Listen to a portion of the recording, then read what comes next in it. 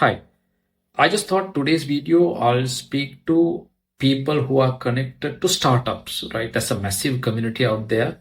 There are many startups rolling out by the day in Asia, Europe, Western countries, many startups coming out. And startups are very good. The world has changed with some powerful startups. You see the big names all over. But at the same time, startup is a very sensitive area. I have just lost count of the number of startups I have done. Many have failed, a few have succeeded, but I have my fair share of tombs to count, right? Now I'll tell you a couple of, this is going to be very interesting, how, just hear me out the whole story with my experience I'm sharing. See, the problem with startups is that everybody who is involved in the startup, from the founder to the partners to the investors, they have a certain notion, right? In this theory in basketball, it comes through. It's called the hot hand fallacy. So what it means is that every person who is connected to the startup thinks and believes it's going to work out, right? It's not just a superficial belief, like they are willing to like mortgage their house, they are willing to put everything on the road, and they are like, no, this is it, it's gonna work, we are gonna put everything behind. And there are thousands of videos which encourage that, right? And I have seen even startup investors, they are the best person to, they are the people who actually put out these videos saying, if you believe in it, just do it, do all these things. So they have a different motive behind it. But anyway, going back to the people connected with the startups, right? They believe that this is going to work, and they just put everything behind it, and there is nothing wrong with it. But in the startup world, if there are a million startups, probably only a handful succeed, right? This is like the gold rush, San Francisco, I don't know, 1800s or whatever, where people found gold in certain areas, and there are very few people who actually got the gold, but villagers, people, families just sold all what they had and went behind this gold rush. And I don't know how many people got destroyed in that whole thing. But the success, the story, the newspapers only spoke about the few people who got the gold, right? That's it, right? Now, same thing with startups. Just remember that there are thousands upon thousands of startups which has failed, which nobody talks about. Nobody talks about it. The only thing which people talk about is the startups which we have made it, which is very handful, right? So there is a bit of a PR thing going on where you have a connector, like the investors. Actually, I would say it's mainly driven by the VCs, because their motive is to get this more and more so they can invest more and hopefully get more money, right? So they want to encourage everybody to go and do the startup, but the world doesn't work in that way, right? Few succeed, many attempt, right? That's the model. So just remember that as you're trying a startup, don't get into this hot hand fallacy too much, saying it's going to work and pawn your house and put all your money into it. Don't do that. Have a balanced approach. Take a balanced view, right?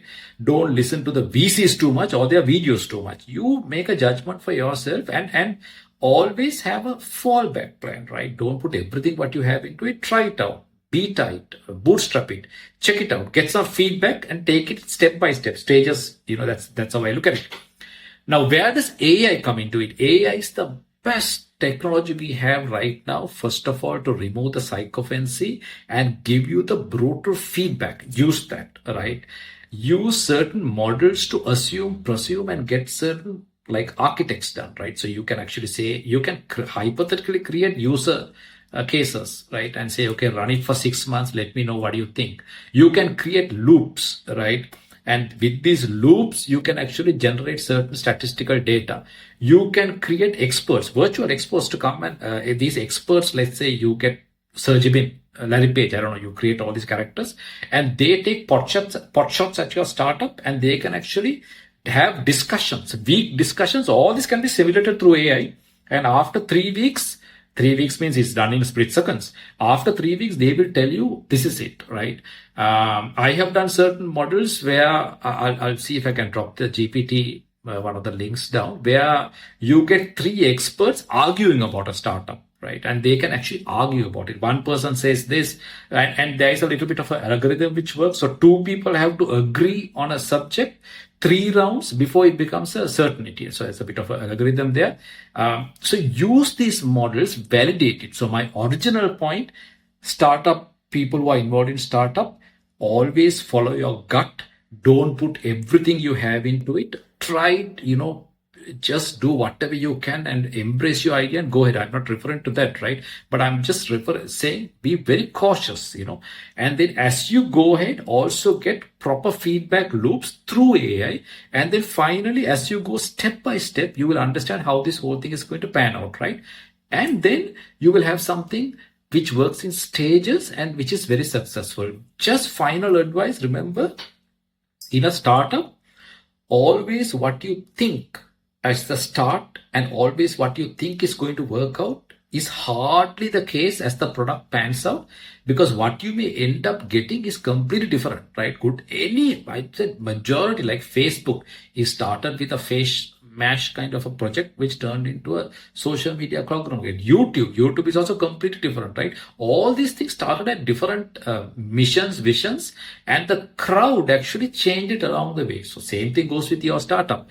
If you want more advice, please go ahead and drop me some notes, send me some private message or whatever, and I will be glad to vet it for you, because it's nice to vet these things at the early stages.